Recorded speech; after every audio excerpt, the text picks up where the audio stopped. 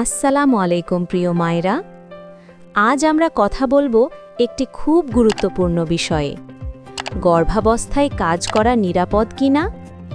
অনেক মা বলেন কাজ করলে বাচ্চার ক্ষতি হবে, আবার কেউ বলেন কাজ না করলে শরীর আরও দুর্বল হয়ে যায়। তাহলে সত্যিটা কি?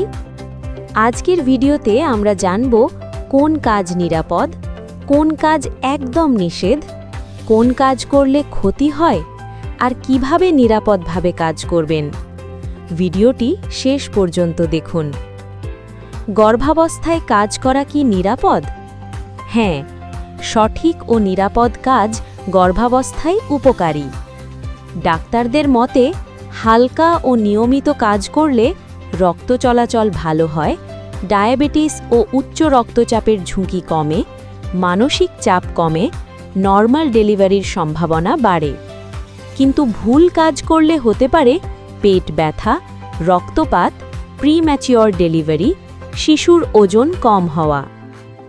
এই কাজগুলো নিরাপদ ও উপকারী। হালকা হাঁটা 20 থেকে 30 মিনিট, রান্নায় হালকা সাহায্য, হালকা পরিষ্কার কাজ, বই পড়া, নামাজ, দোয়া, হালকা যোগা বা স্ট্রেচিং, অফিসে বসে কাজ ব্রেক নিয়ে, হালকা সেলাই বুনন, ঘরের ছোট গাছের যত্ন।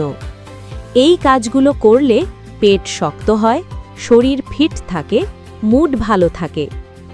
এই কাজগুলো একদম করা যাবে না।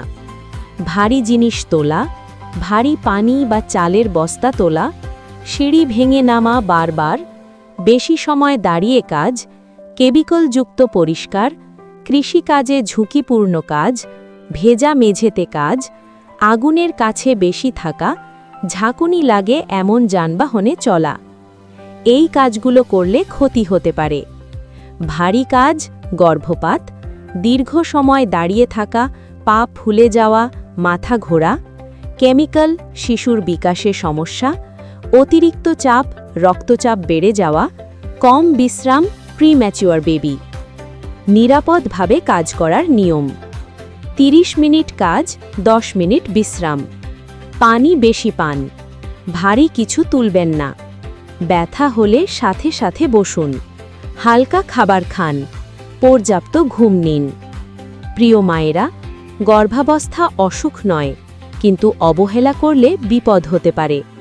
সঠিক কাজ করুন, ভুল কাজ থেকে দূরে থাকুন।